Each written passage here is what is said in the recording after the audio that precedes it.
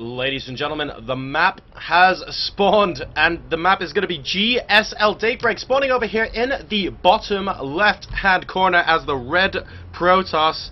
My goodness, guys, have we got an amazing player for you here. The foreign hope, Swedish homegrown player. Ladies and gentlemen, this is going to be QuanticNaNiwa.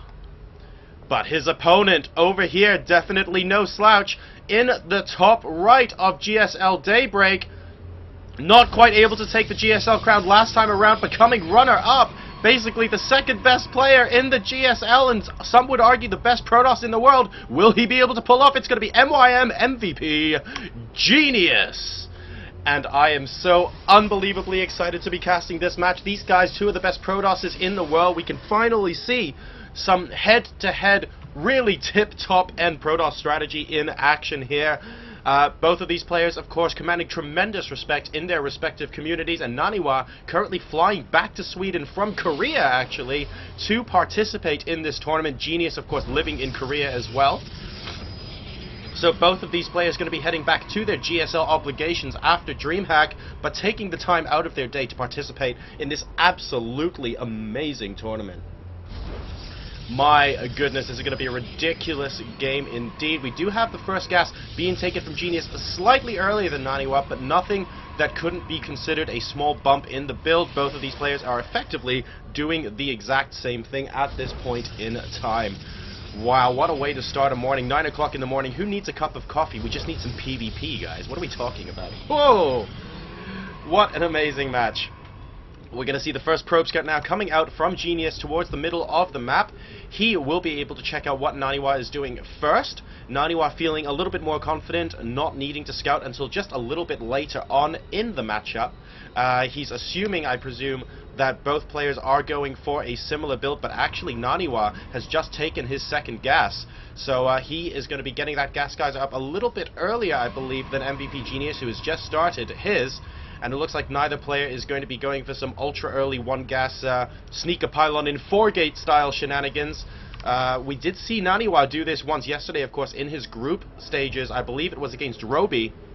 So this kind of thing is technically possible. Naniwa going to be using this probe to try and harass and mine this mineral patch as much as possible to try and stop these two probes from mining. Pardon me, Genius is going to be doing that to Naniwa, but actually Genius leaving the probe on minerals just a little bit too long there, and he carries his own minerals. So once a probe is carrying a mineral, you can no longer right-click a mineral patch and have it start mining. So Naniwa is not going to be harassed in the mineral line anymore by that probe in this game, as Naniwa now going to be sending a scout in of his own into the base of Genius. Genius not feeling too afraid of Naniwa at the moment because he saw that double gas was going down, so he must be feeling relatively, and Naniwa not even going to be scouting Genius. He's just set the probe on patrol in the third base. It looks like he wants to be putting on the aggression a little bit later on, and that probe is going to be putting down a pylon somewhere behind the mineral line at the third probes. Of course, guys, the most imbalanced units in the game, because they can build pylons, and pylons can build Protoss units.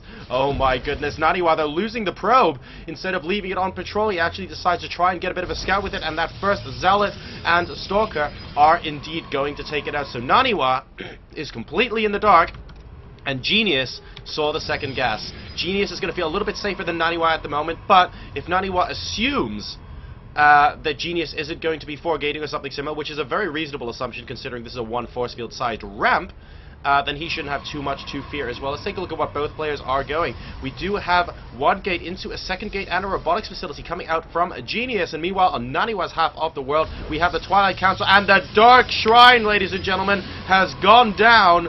The roll of cheese has wheeled itself out early today in Dreamhack Stockholm, the EIZO Open. Naniwa going to be going for some Dark Templarage, and this could be very good for Genius if he gets an observer out first from that robotics facility. By the time DTs arrive, he will have 1 observer and be chrono boosting out that second one as soon as he sees them, I have no doubt. Will he be able to get it out in time, though? The Dark Shrine is currently just over halfway complete, and let's see what unit pops out first from the robotics facility.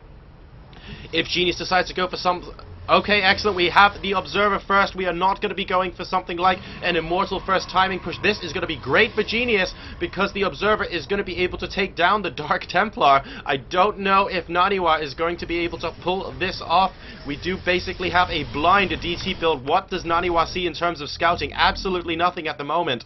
So this is very, very risky for him indeed, as the third gateway now goes down for him as well. Will we see a fourth? We do indeed see a fourth. So 4-gate DTs coming out, and we do actually have Blink being researched as well. So let's watch and see if some DTs get warped in. They do indeed. A single Dark Templar getting warped in at the pylon on the bottom here. In the meantime, MVPGenius with his Observer going to be moving out across the map actually, and he's creating an Immortal right now. So the Observer could be caught on the wrong side of the map by the time this DT goes in to do damage. We have a second DT being warped in at this lower pylon now as well, and by the time the Observer sees the Dark Shrine, it's going to be too late for him to turn back without taking damage. Naniwa starting to go to work on these probes, and all of a sudden Genius knows that the DTs are here. This Observer is actually staying, and another Observer is being chrono boosted out. His damage should be somewhat limited by this. We'll have to wait and see. Oh no, the force field not quite keeping the DT out. In fact, locking the DT in with the probes. This is disastrous for MVPGenius. More and more probes are going down now, but the Observer pops out, and crucially,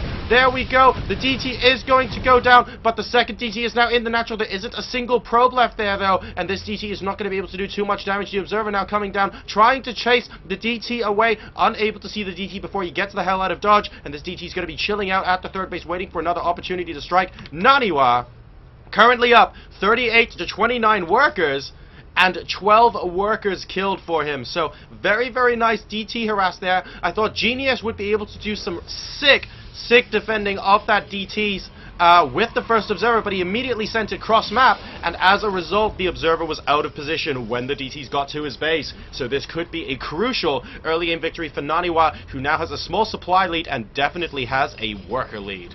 Genius though getting a nice scout out on everything Naniwa is doing at the moment, so he now knows now that DTs are out the door, he doesn't have to worry about too much more. He has got the Observers in place, of course.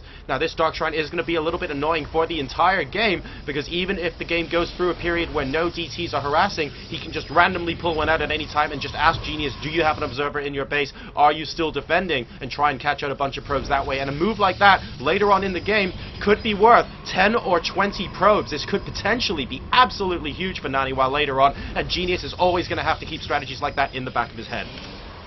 So now let's take a look at the unit counting station. We have got 47 to 39 probes in favor of Naniwa after that DT harass as predicted, but don't forget a lot of gas and a lot of minerals were invested in those DTs.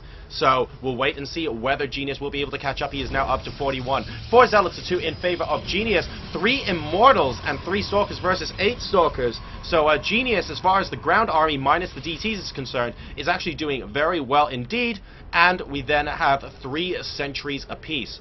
So Genius actually doing okay in terms of army size at the moment. The question is whether Naniwa will be able to counter it now that Genius has got those out on the field, and we do see that Naniwa is chrono boosting that extended thermal lance for those Colossi. Is he still on a single robotics facility? He is. Both sides are at the moment.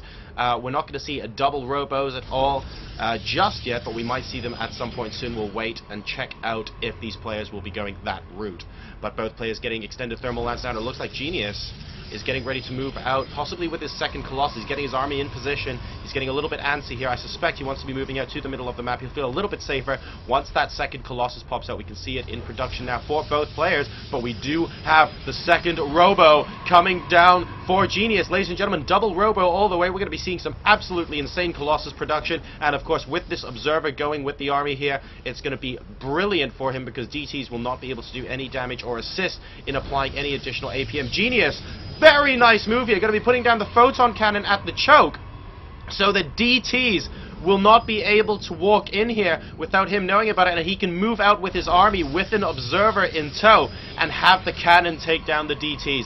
Brilliant move there from Genius. This is exactly the kind of high-level thinking we need to see from players who know they're susceptible to really, really sneaky harassment, like we all know Naniwa is capable of. Naniwa now moving out through the middle of the map. He does have a probe hidden somewhere in this army, so he will be able to make a forward pile, and it looks like an engagement with Genius is imminent here. 124 supply for Nani to 115 of Genius. What is the army size looking like? Naniwa actually has a slender advantage at the moment. In all counts, he is still 6 workers ahead, and his army size is slightly bigger as well. We do have the high ground advantage for Genius. Will that be enough, though? He needs to force field the ramp if required, but the Colossus going coming out in front to stomp on those force fields, so Genius unable to force field early on, and the blink in. NaNiwa being super offensive at the moment, getting that Colossus, and it looks like NaNiwa in a little bit of trouble here, though. Has he overextended himself? A lot of those blink stalkers did actually go down there, and while the Colossus from Genius did go down, I'm not sure that's the kind of engagement NaNiwa wanted. He's now down to 122 supply to the 130 for Genius, so I think Genius definitely getting the better end of that engagement with the additional Immortals in his army composition, and NaNiwa just not really having an easy answer to those Zealots because the Colossi not able to get the shots off that they wanted thanks to where he engaged. And now Genius is going to move out across the map himself. In the meantime, what kind of tech do we see going down for both of these players? I believe a Templar Archives is going down for NaNiwa, so he could be going up to those Archons, of course, in the later game composition. In the meantime, we do also have Ground Weapons level 1 and Zealot Charge coming out from Genius as he looks poised here to take his third base. His army is in position to defend it while it constructs, and this probe is looking like it is loitering with intent. I suspect that Nexus is going to be popping down some point soon. There we go. There's a pylon, the precursor to the Nexus there, and we are going to see a third base pop out. The army just going to be scouting for a couple of forward pylons down the bottom. Finds this one. Very, very well done by him. And going to be warping in a Dark Templar. Is the Observer with this army? It is, unfortunately. And the DT is going to get instantly roasted. Never knew what happened to it. It was invisible anyway, guys. Don't worry. Genius just playing this game very, very carefully at the moment. The supply is currently neck and neck. If we take a look at the working count, NaNiwa is still ahead though, 59 to 50, but Genius just with the superior army control so far in this game. NaNiwa not really choosing where he engages quite as well as Genius has, and the defender's advantage was enough for him to win that first engagement. The rocks now at the front of NaNiwa's base being taken down. NaNiwa knows it's coming. He can see the health on the rocks getting drilled down, and there we go. The engagement is about to commence. Colossi doing immense damage to those Zealots, though. The Zealot wall from both sides effectively evaporating, and there are more Colossi on the side of Genius at the moment, targeting down those Zealots, and all the Zealots go down for both sides. Now it's a question of micro. Will the Immortals be able to hold out against the Stalkers? It's looking like NaNiwa has a slender advantage at the moment. He doesn't want to lose all of these Colossi. Zealot Charge is going to be taking down one of the Colossi in the back, and it looks like one of the Colossus will go down for Genius. There we go. Will he be able to get a second one as well? NaNiwa is constantly blinking forward, being even more aggressive here. 102 supply to 112. NaNiwa doing a great job of being offensive on the counter. This is an incredibly close match, and actually Genius trying to pick off the Observer, and he does. Really nicely played there. So that means NaNiwa no longer has the option of picking off the Observer and then introducing Dark Templar to his army, forcing Genius to pull back. There was a crucial pick off there of the Observer for Genius, and that could prove to be pivotal in the next engagement if NaNiwa does not remake that Observer. We do not see that Observer being made at the moment, so this could be absolutely huge, but we are gearing up for another PvP engagement. War of the Worlds with these Colossi are going to be coming in shortly. Wow, this is incredible stuff. The third base is definitely down now for MVPGenius, but NaNiwa has also taken it. Genius knows exactly what's going on and even blinks away with the Stalker to try and avoid detection. Doing a good job of that there. NaNiwa scouting for that Blink Stalker, but unable to find it. I suspect he knows that Genius has found the base, though, and that is why he is stationing his army over here at this time. Genius definitely being the more aggressive player at this point in time, taking the Watchtower, choosing where he's going to be able to make that next engagement. But what does the army composition like? We have 3 Archons for NaNiwa that could prove to be absolutely huge, but we have 9 Colossus versus 6 in Genius's favor. The probe count basically equally is now at 59 to 55, and we have 3 Stalkers apiece, so both sides gradually moving towards this endgame army, with NaNiwa getting the Archons earlier than his Korean opponent. Will that prove to be pivotal? We have 2 Colossi here and a bunch of Zealots sort of derping around at home that Genius probably wants to meet up with his army at some point soon. He'll be moving those out across the map. There we go. And it looks like +3 ground weapons and charge are now on the way for Genius. So that could be pivotal, as +2 only just about finishing now for NaNiwa, which means that the upgrade advantage currently lies with Genius. He's going to be able to get ground weapons level 3 2.5 minutes before NaNiwa does, and once +3 hits, he'll have a nice timing window where he might be able to do some incredible damage. We'll have to wait and see. I believe I saw some Archons being morphed as well somewhere on the map.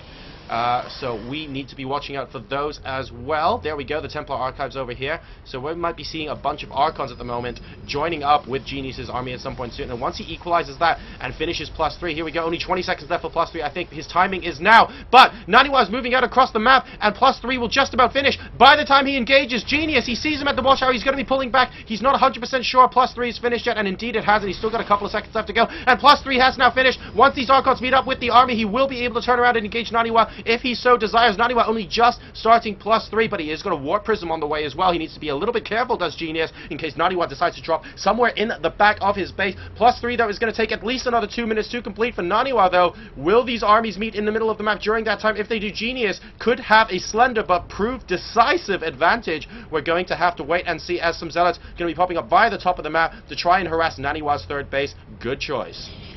Oh, very nice there, picking off the probe and the forward pylon there as well. Naniwa unable to get a foothold on the right-hand side of the map at the moment. Genius now at 189 supply to Naniwa at 180. Both of these sides are soon going to be maxed out, and engagement is going to be imminent. +3, still only 80 seconds out of 220 in for Naniwa. So Genius with a huge advantage at the moment. If we take a look at this +3, extended thermal lance does 21 damage and twice, so that's 42 damage, where it's only doing 19 for Naniwa. When there are this many Colossi on the field, that damage stacks up, ladies and gentlemen. So this upgrade advantage could prove to be very decisive for Genius if both armies engage in the open map. However, if Naniwa sits tight and just plays in a defensive posture and gets a better concave if Genius decides to attack, then his upgrade advantage will be minimized, because Naniwa will have a fantastic positional advantage, and that might not be enough for Genius to win. A couple of DTs now warped in down the bottom near the third base, but we do have a whole bunch of cannons being warped in, and I think that's going to be enough to deter these DTs from doing anything. A Warp Prism, though, with 4 DTs in it, so Naniwa is probably looking to move these DTs into the Warp Prism and bypass the cannons, but he's not going to be able to do that if, oh no, if all of them die, because the army rolls straight over them. One Colossus going down to very low health, but not even going down from Genius there. That's a crucial pick-off. Naniwa was going to be able to put all 4 of those Dark Templar into the Warp Prism and fly it around the back of this base and possibly drop it here. And you'll notice that there are cannons at the entrance to the natural, but none at the back, so that could have proved to be crucial. But we're about to have the most massive engagement in this game. Naniwa does also have +3 finished, I believe, so it looks like Genius missed his timing a little bit, but this is just going to be a straight-up open battle between these two players, and it looks like Genius is the one having to retreat first. There are too many Archons for Naniwa, and he is getting a huge edge in this engagement here. There are a lot of... oh wow, there are a lot of Colossi involved, with the Archons trying their best to target them down, and the Zealots in front of Naniwa's army are finally starting to melt, but some of the Colossi are now going down for Genius, and he is in a lot of trouble here. 166 to 130 supply, and these Archons are proving to be very, very strong indeed for Naniwa. I'm afraid Genius missed his timing with the +3 versus the +2, and Naniwa is now making him try and pay for it. Cancelling the third base does Genius, because frankly he cannot defend it at this time, and Naniwa gaining a huge foothold in the middle of the map here. Genius does have an observer on top of this army, so he is going to be able to see exactly when it moves out, but he is now fighting a race against time to try and stop Naniwa from invading. +3 on those Zealots as well with charge, and an awful lot of Archons are going to mean Naniwa has a huge advantage, but Genius morphing in Archons of his own, and he is going to be able to equalize the Archon count. He has 6 now to the 8 of Naniwa, and getting a couple more, no doubt, in just a moment. 7 to 8 Colossi also in favor of Naniwa now, so all of a sudden Genius is the one that needs to be playing positionally, and he needs to be very, very careful on how he chooses to engage his army. It depends on whether Naniwa is going to be engaged. Oh no! Miss rally by Genius! A Colossus goes down, a second one is getting caught out in the open, a huge mistake there, and a second Colossus gets picked off. That could prove to be decisive as Naniwa moving up into the natural now, and it looks like the army from Genius is actually caught out of position because he was defending the third as well. Naniwa is considering moving up in here, but actually decides against it at the moment. He is 185 to 161 supply ahead, and I think he has an edge over MVPGenius in this game number 1. More and more High Templar being warped in now, so Naniwa really going for an Archon heavy composition here, and Genius just doesn't currently have an answer to it. He is warping a High Templar of himself, but he is 5 Archons to 10 down at the moment. Naniwa having double the Archon count of Genius, and 1 more Colossus as well, so that could prove to be absolutely huge, as this one Zealot going to be taking out the pylon over here from Genius so that he doesn't warp in any units behind. And now he's going to be attacking the third base. Genius going to be using the Nexus as a little bit of cover. Nice initial engagement with the Zealots, but Naniwa cutting beautifully with those Colossi there. Those Archons in the front, though, are getting absolutely obliterated from Genius's point of view, and Nani has so many more Archons. Once he finishes kiting, he'll be able to just completely take this army out, and there we go. Colossi on Colossi action. We have War of the Worlds going on in the middle of the map here, but Genius down to basically only Colossi, and there are still Archons left for Naniwa. He still has 4 left with this army, and he is indeed going to be saving that 4th one. Naniwa, 155 to 98 supply up. He is just whistling away the defense of MVPGenius at the moment, and Genius basically does not have an answer. What an absolutely amazing game this is turning out to be. Naniwa showing us the incredible play that perhaps he did not show us yesterday on Dreamhack Saturday, and he is really playing the patient macro game, slowly but surely whittling down his opponent, and Genius doing his best to take down the Archons, actually taking down a decent number of them, and 2 Archons in the center doing an awful lot of damage, but it's not going to be enough. GG, and Naniwa is going to take game number 1 against Genius. Oh my god, what a way to start the game. Ladies and gentlemen, this is the Dreamhack EIZO Open. I am JoRoSaR. We have just seen Naniwa versus Genius game number 1. We'll be getting into game number 2 straight after this commercial break. Don't go anywhere.